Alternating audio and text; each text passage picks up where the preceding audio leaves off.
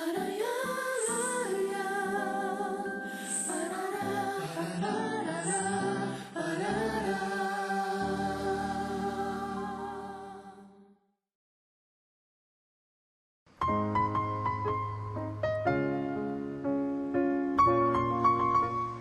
casarão antigo só restaram as grades que cercam o terreno.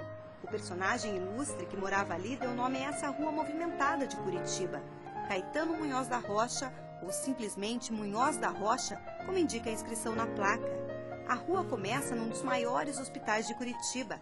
É uma coincidência, mas poderia ser uma homenagem ao homem que se formou em medicina e começou a vida profissional em Paranaguá. O Caetano Munhoz da Rocha, como jovem da elite, ele foi estudar medicina no Rio de Janeiro, se diplomou médico e quando ele se forma em 1902, ele volta para o Paraná.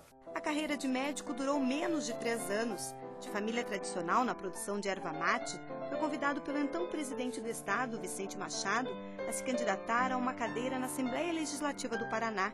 Foi deputado de 1904 a 1917. Como naquela época era possível acumular cargos, em 1908 também foi eleito prefeito de Paranaguá. Construiu rede de água e esgoto, alargou ruas e ligou a cidade ao Porto Dom Pedro II, hoje conhecido como Porto de Paranaguá. A administração progressista chamou a atenção do Partido Republicano, que o convidou a se candidatar como vice de Afonso Camargo, candidato à presidência do estado. Eles vão estabelecer uma grande dobradinha no controle do poder político paranaense no final da República Velha, que é a conhecida dobradinha, o rodízio Munhoz da Rocha Camargo. Porque em 1916, Afonso Camargo se torna presidente do Paraná. Em 1920, é a vez do próprio Caetano Munhoz da Rocha se tornar o presidente do Paraná. Munhoz da Rocha investiu em educação, saúde e assistência social. Ao fim do mandato, conseguiu articular na Assembleia Legislativa uma reforma que lhe permitiria permanecer no cargo de 1920 a 1928, ou seja, até o início do Estado Novo. Foi o único presidente do Paraná que conseguiu se reeleger porque ele mudou a Constituição Estadual. Reeleito, continuou investindo em educação. Criou diversas escolas, entre elas o Instituto de Educação de Paranaguá, que leva seu nome. O prédio, inaugurado em 1927, ainda mantém as características da época em que foi fundado. Os portões de ferro em estilo neoclássico, importados da Alemanha, os vitrais coloridos. As pinturas no teto do hall de entrada sempre chamaram a atenção dos alunos do professor Walter Coelho, que lecionou por mais de 30 anos e foi também diretor do Instituto. Ali é uma fênix.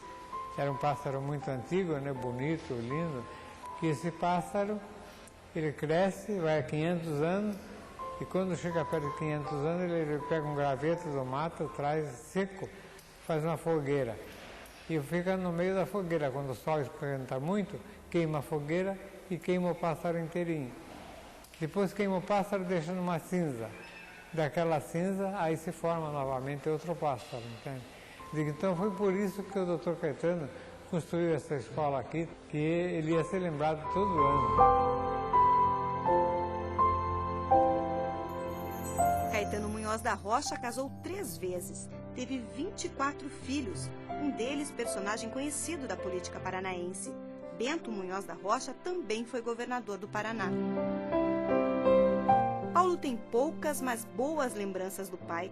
Tinha apenas 7 anos quando ele morreu em 1944. Ele tinha uma posição muito firme, né, muito sincero, mas ele era um pai amigo.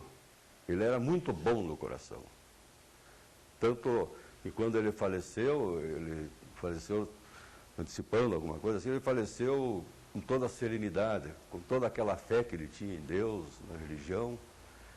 Nós fizemos fila, crianças aí no porta-tamanho, nos despedimos dele, ele disse uma palavra carinhosa para cada um, se despediu da minha mãe, rezou 10 minutos e simplesmente fechou os olhos.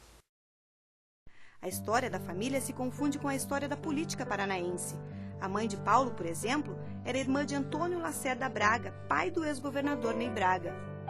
Eu fiz um levantamento, uma árvore genealógica do meu pai, chega somando os descendentes, netos, bisnetos, trinetos, tetranetos, e mais os genros e noras que participam também da família, chega a quase 400 pessoas.